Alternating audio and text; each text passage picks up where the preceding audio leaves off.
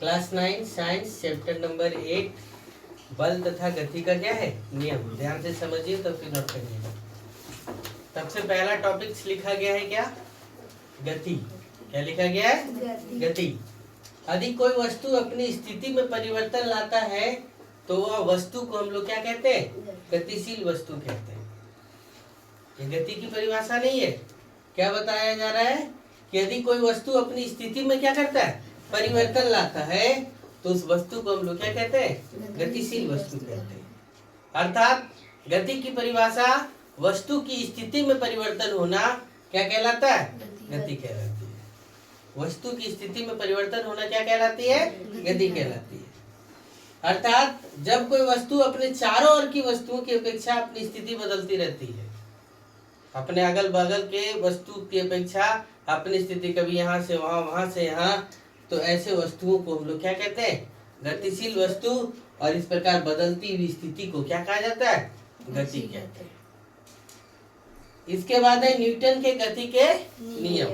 Newton के गति के नियम।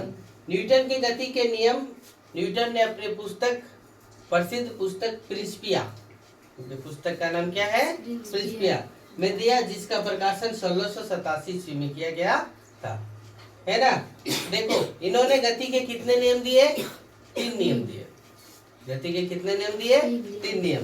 कौन कौन? न्यूटन के गति के प्रथम नियम क्या बोलता है, ध्यान से सुनिएगा। न्यूटन के गति के प्रथम नियम क्या बोलता है कि कोई वस्तु अपनी स्थिति को बनाए रखना चाहता है। कब तक? जब तक उस पर कोई बाहरी बल कार्यरत ना हो। वही लिखा है क्या, इस नियम के अनुसार कहा गया है कि कोई वस्तु यदि गतिशील है तो वो गतिशील रहना चाहता है। यदि कोई वस्तु विरामावस्था में है तो वह अपनी इस अवस्था को बनाए रखना चाहता है। और कब तक? तब तक बनाए रखना चाहता है जब तक इस पर कोई बाहरी बल कार्यरत ना हो। ये क्या है, न्यूटन के गति के क्या, प्रथम नियम। न्यूटन के गति के क्या, प्रथम नियम। क्या कहा गया न्यूटन के गति के प्रथम नियम में?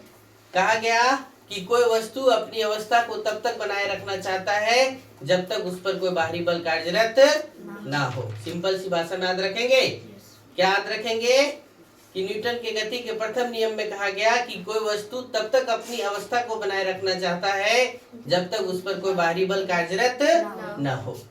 देखो वही लिखा है, प्रत्येक वस्तु कई को परिभाषा लिखे, 1 2 3। देखो प्रत्येक वस्तु अपनी स्थिर या सरल रेखा में एक समान गति में की अवस्था में बनी रहती है। और कब तक? जब तक कोई बाहरी बल कार्यरत ना हो। फिर देखो सभी वस्तुएं अपने गति का क्या करती है, विरोध करती है। सभी वस्तुएं अपने गति का क्या करती है, विरोध करती है। न्यूटन के गति के प्रथम नियम से बल की परिभाषा मिलता है। न्यूटन के गति के प्रथम नियम से किसकी परिभाषा मिलता है, बल की परिभाषा मिलता है। न्यूटन के गति के प्रथम नियम को गैलीलियो का नियम भी कहा जाता है ना। न्यूटन के गति के प्रथम नियम से जड़त्व की परिभाषा मिलती है। किसकी परिभाषा मिलती है, जड़त्व की। तो देखो जड़त्व तो था क्या, द्रव्यमान। प्रत्येक वस्तु अपनी गति की अवस्था में परिवर्तन का क्या करती है, विरोध करती है। चाहे वह विरामावस्था में हो, चाहे वह किस अवस्था में हो, गतिशील अवस्था में हो, वह अपनी मूल अवस्था को बनाए रखना चाहती है। उसे ही इस वस्तु का जड़त्व का गुण कहा जाता है। जड़त्व 3 प्रकार का होता है। कौन कौन? विराम का जड़त्व, गति का जड़त्व और क्या, दिशा का जड़त्व। तो याद रखेंगे न्यूटन के गति के प्रथम नियम को। ठीक है, चलिए नोट करो। देखो हम लोग क्या पढ़े थे, जड़त्व के कितने नियम, 3 गुण थे। कौन कौन? विराम का जड़त्व, गति का जड़त्व और किसका, दिशा का जड़त्व। ध्यान से देखो बोर्ड पे तब लिखना। विराम का जड़त्व क्या है, तो वस्तु का वह गुण जिसके कारण वह अपनी विरामावस्था में परिवर्तन का क्या करता है, विरोध करता है, ये विराम के जड़त्व है। गति का जड़त्व क्या है, तो वस्तु का वह गुण जिसके कारण वह अपनी गति में परिवर्तन का क्या करता है, विरोध करता है। तो ये गति का जड़त्व हो गया। दिशा के जड़त्व में भी वही आएगा कि वस्तु का वह गुण जिसके कारण उसकी गति की दिशा में होने वाले परिवर्तन का क्या करता है, विरोध करता है। तो ये जड़त्व का गुण हो गया। अब आया द्रव्यमान। किसका आया, द्रव्यमान। किसी भी वस्तु का जड़त्व उसका वह प्राकृतिक गुण है। किसी भी वस्तु का जड़त्व उसका क्या हुआ, प्राकृतिक गुण है। जैसे एक एग्जाम्पल के लिए एक बस और एक मोटरसाइकिल, हो सकता है बस 30 से 40 क्विंटल तक हो सकता है, बस हो सकता है कितना 30 से 40 क्विंटल, और एक मोटरसाइकिल कितना 1 क्विंटल। तो किसका जड़त्व अधिक होगा, बस का या मोटरसाइकिल का? तो जिसका वजन ज्यादा होगा, द्रव्यमान अधिक होगा, उसका जड़त्व भी क्या होगा, अधिक होगा, और जिसका द्रव्यमान कम होगा उसका जड़त्व भी क्या होगा, कम होगा। तो यानी बस का द्रव्यमान अधिक है, तो जब बस का द्रव्यमान अधिक है तो उसका जड़त्व भी क्या होगा, अधिक होगा। वही लिखा है कि किसी भी वस्तु का जड़त्व उसका वह प्राकृतिक गुण है जो उसके विराम या गति की अवस्था में परिवर्तन का क्या करता है, विरोध करता है। इस प्रकार किसी वस्तु के द्रव्यमान उसके जड़त्व का ही क्या है, माप है। मात्रात्मक रूप से किसी वस्तु का जड़त्व उसके द्रव्यमान से मापा जाता है। किसी वस्तु का जड़त्व यदि मापना है तो उसके किससे, द्रव्यमान से। जैसे 5 केजी और 10 केजी, तो आपसे सवाल कर दिया कि 5 केजी वाला का जड़त्व अधिक कि 10 केजी वाला का जड़त्व अधिक, तो किसका जड़त्व अधिक, 5 केजी की 10 केजी, 10 केजी वाला का जड़त्व क्या अधिक। अब हम लोग यहाँ पे पढ़े, अब हम लोग देखेंगे न्यूटन के गति के प्रथम नियम का प्रयोग कहाँ कहाँ किया जाता है, हम लोग दैनिक जीवन में क्या प्रयोग करते हैं।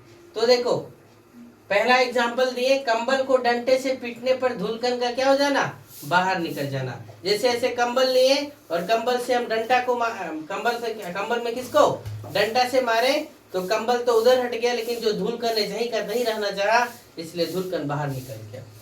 पौधों को हिलाते हैं तो जो आम है या फिर फल है, वो फल जहीं का नहीं रहना चाहता है, लेकिन डाली इधर से उधर हो जाने के कारण से क्या होता है, फल नीचे गिर जाता है। हथौड़ा का हैंडल कभी कभी ढीला हो जाता है, तो ढीला होने के कारण से कहीं पर ठोक देते हैं तो हथौड़ा भी क्या हो जाता है, टाइट हो जाता है।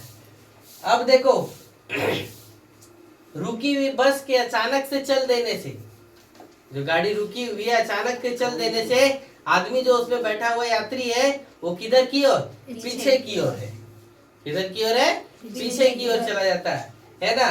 और जबकि बस के अचानक और एवं चलती हुई बस के अचानक रुक जाने से बैठा हुआ यात्री किधर की ओर, आगे की ओर झुक जाता है। ऐसा इसलिए देखो, जाकर हम गाड़ी में बैठे तो गाड़ी में बैठने के बाद कमर से निचला हिस्सा सीट पर बैठा हुआ रहता है और कमर से ऊपर वाला हिस्सा सीट पर रहता है क्या, नहीं।